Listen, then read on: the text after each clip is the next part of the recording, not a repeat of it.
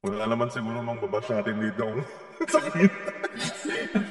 Naisaykan mo lang to, nice.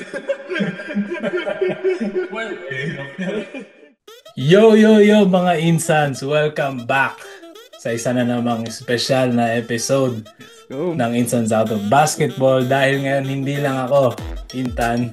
And Jello, we have the first ever Filipino broadcaster play-by-play in the CEBL in the Vancouver Bandits. We have Kuya Renz and Kuya Hello, Harold. hello, hello! Welcome to the pod. Thank you guys so much for being part of the Insan community here. Ever since nag-start ang W, they're losing money. Yeah. Like, since the beginning, I think they're losing millions of dollars per year. Yeah. Every season. talaga? Every Oo, season? every season. season. So parang ngayon lang pala sila nakabawi. Yes. Oo. Ngayong year lang. Like 3 years. Ganun. Kasi, Simula dumating si Caitlyn. Yep. dahil kay CC, kay Caitlin Clark. Kasi yung All-Star nila, di ba? Last week lang, or this weekend, maglalaro dapat si Caitlin Clark. Mm. Na-injured siya, hindi siya maglalaro. So yung resale ng tickets bumaba. So from $140, naging $64 na lang Yung bumaba. All-Star, Grabe. wala si Cici nung Wala All-Star? po. Andun Injured siya, na siya. pero di siya nakapaglaro. Hindi siya Kasi injured naglaro. nga siya. Kaya bumagsak yung ticket prices. Kaya bumagsak yung Grabe. ticket prices. Actually, malaki talaga impact niya. I mean, kahit na sabihin mong madaming ibang magaling na players. Although maganda yung sapatos ni AJ, ano ba yun, Wilson? AJ Wilson. True. Nakita ko yun, dami maganda yung sapatos niya. Okay, balik sa usapan. Yeah. May segue lang eh, no? Yeah, so, well, deserve nila, pero kailangan mo na maging profitable. Let's say, Yeah. team owner ka ng W. Isa sa mga team owners. Ano yung gagawin mo? I-raise mo ba yung bayad sa mga players mo even though you're losing money sa mga... Nakaka-survive lang naman sila kasi binibigyan sila ng pera ng NBA Mhm. Yeah. para Talaga? magtuloy-tuloy. Oo. Hindi ko alam eh. So, sige, kwento ko pa. So, kung ano yung na-revenue ng NBA, sinusuporta nila yung W para mag-continue pa rin sila. Mhm. So, parang ang lumalabas, hindi pala alam ng mga players tong mga ganitong Ay, bagay. alam po nila yan. Alam nila, pero pay what you owe us nga, sabi nga. Ano kayo pag sabihin ng NBA, give what you owe us? Kasi ang dami nila Mas marami yun. Yeah, pero Hindi kasi ko rin, business pa rin eh, no? ang hindi ko rin magets yung mga older WNBA players. Hate na hate nila si Caitlin Yeah. Clark kasi napupunta sa kanya yung spotlight. Parang every time naglalaro siya, binubonggo, parang, I don't know, binubonggo or trying to injure her. So, paano pag nawala si Caitlin Clark, hindi mo mababangketa ulit kayo? Wala na ulit. Wala sa loss lang pera. And then, feeling ko ganun talaga yan eh. Like example, si Michael Jordan nung araw. Di ba, Sa lagi bagay. din, lagi din naman siya pinipisikal talaga nung ano. Eh, siya yung mukha ng NBA din nun. Yeah, Di ba? makes sense. Parang, feeling ko ganun din ang nangyayari kay Clark eh. Kaya mas Yeah. lalong dumadami yung fans. Kasi nga parang Pilipinas, di ba? Parang si FPJ. Pag binubugbog eh. Ang ganda ng comparison ko, di ba? Sakto yun. Maintindihan nila yan. Kailangan ipasok mo sa Filipino way eh. Oo, Oo, yan. eh. Tama yan. Tama. Di ba? Madaming fans si FPJ kasi lagi binubugbog eh. Feeling ko kasama sa script nila yan eh. Kasi Harold, hari ng segue eh. Pero si Kelsey Plum ba yun? Nang parang may Yeah, scene si na, Plum. parang binabash niya rin si Caitlyn na parang wala daw nagpunta doon sa briefing nila na about na magsusuot sila ng t-shirt, ganun. Pero nagsuot si Caitlin Clark Kaya ng nga, Nagsuot si pero t-shirt. Caitlyn ah. hindi ko po gets na parang ba't kailangan mo i-bash yung si Caitlyn about do sa sitwasyon parang successful naman yung ginawa niya kung ano mang gusto niyong gawin.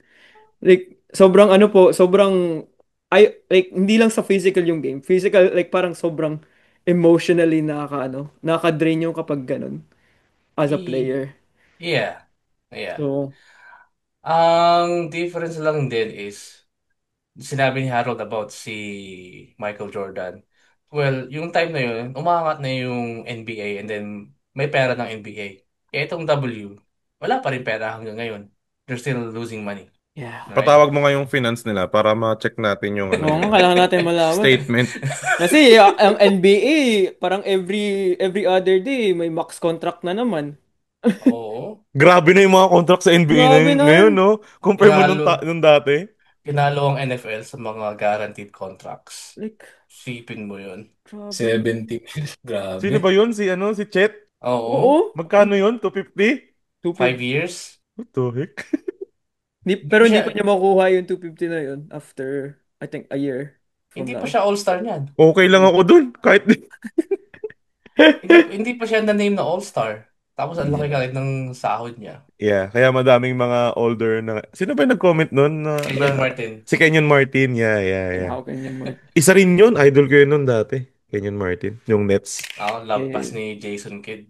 Mm. Sila Kerry Kittles, Jefferson, ayun, yung mga Kid Van Horn. Yun yung mga New Jersey Nets, kinalaban nila yung Lakers. Pero wala yun. Unstoppable si Shaq sa loob eh. Wala ka na magagawa. Kada ikot niya, yung siko niya umiikot din eh. Pero kasi ibang-iba na talaga yung laro ngayon kaysa sa laro dati. Ibang iba na. As in, sobrang ibang-iba na. Yeah. Bang hindi ka shooter na, ano na big man, hindi ka na, parang wala ka ng kwenta. Yeah, tsaka before, kilala sa NBA kung sino yung mga three-pointers like sila Stojakovic, Oo. yung Reggie mga Miller. Ray Allen, ganyan. Yun Oo. lang. Ngayon, lahat shooter eh. Oo. Pero, kung big man ka, kailangan mong galingan sa ilalim. Pero Mm. si Shaq, kung maglalaro siya ngayon, he would average easily 25 points per game. Yeah. Kahit talunin siya sa like outside shooting, fall trouble naman lahat ng gagawa siya sa kanya. Alam mo, Yeah. feeling ko si Shaq, kahit saang era mo puntahin yan, Oh. Pwede mo, 25 dominance pataas yun. yung Oo. points niyan. Dominance yun eh. Kahit anong era mo puntahin yan. Kasi kakalaban niya si Wemby, Kaya hindi ko nga gets yun kung bakit. Oo. Chet Holmgren, Draymond Green. Pwede si Kahit si, Steven, kahit si Kasi- Giannis, kahit ganun si Giannis, Si feeling Giannis, ko, walang-wala kay Shaq yun eh. pwede si Steven Adams. Ang lakas si Steven Ama, Adams. Wala matigas. kasi, malakas yun. Matigas Oo. kasi, no? Matigas. Oo, tigas nun eh. Yun ang gusto kong matchup na makita. Steven Adams tapos Shaq. relevant pa rin. Pero kasi mas mabagal si Adams kaysa kay Shaq. Awesome. At least si Shaq, ano eh. Athletic. Oo, athletic yung ano. Agile si Shaq. Si Mm-mm. Shaq ng bata eh. Si Adams parang tuod eh. Tuod. Oo, mga big man ngayon. Wala na masyadong big man na ngayon eh. Wala. Traditional. Panay Oo. lang. Big man nga pero panglabas ang laro. Oo. Si sa Pistons, si Si yung Jalen bata. Duren. Yeah, Duren, no? Yung Oo. madaming blocks Basta. din yan eh, no? Mm. old school. Bata pa ba yun? Bata pa yun eh, no? Bata pa yun, Bata mga pa. 5 feeling, years sa league. feeling Oo. ko ano pa yun. May madami pa i-improve. Yeah. Mobley. Ay, hindi, si Mobley. Evan Mobley, mapayat si Mobley. Pero mabilis siya. Defensive player. Oo, Hindi, defensive okay din naman player. si Mobley. Okay din si Mobley. Brother niya ba yun or cousin? Na nasa Kapatid niya ata. kapatid niya ba yun? Mobley din. Oo, si Isaiah Mobley. Isaiah. Oo, ayan, I magkapatid. think nasa Warriors yun ngayon eh. Like yung parang nila, Summer League. Oh, So, speaking of ganda-ganda. Summer League, maraming bandits na na-invite sa Summer League. Oh, yan po Armangas, yung next segment na. Tyrese Samuel, Isaiah Sino ba ba yun? Marami yun tan, di ba? Nick Clifford, Cole Swider. Dami nito. May binitawan yung ano ngayon si Curtis, ano yun? Na-injured ata? Curtis Hollis. Oh, Curtis Hollis. Injured? Ang lakas pa naman yun. Injured daw siya eh. Na-injured po. No. Yeah, manood kayo sa August 3. Kalaban nila is, ano yun, parang, yun yung magiging Western Finals. Ooh. Winnipeg Kasi ano yan Seabirds. kasi Is waiting it Savs? Ano ba yun? waiting kasi ang Winnipeg Seabirds sa Western Finals kasi sila ang host for this year. Kasi Yun ang sila nag-champion last year. No. Sila ang Sila host team. Dahil sila ang host team. Yun ang Host advantage sa CEBL. Pag ikaw yung host team, kung saan gaganapin yung championship game, Oh. matik ka na sa Western Finals. Paano pinipik yung host? Rotation. Rotation. Oh, Kasi last 2023, Vancouver ang naging host team. Hindi pa Last namin year alam is kung- COVID? Montreal. Oo. Last year, Montreal. Kahit wala sila sa finals, sa Montreal ginanap. Oo. grabe. So ngayon, Seabears. ang pinakamatinding mga kalaban talaga ng Bandits is yung Calgary. Or It's Edmonton. either Calgary or Edmonton eh. Pero isa lang sa kanila kasi kung sino man ang semifinal, yun ang mga Maglalaban kalaban sila sa ng Bandits eh. Oo.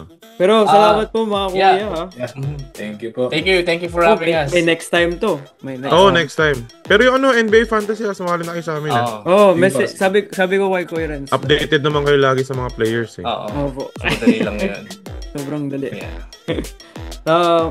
Ano po, salamat po ulit. Like, siguro magre-reach out po kami ni Intan about either sa liga po, sa Batang Pinoy League, at syempre sa Fantasy League. Okay. Magandang Sige. yan, video. Okay.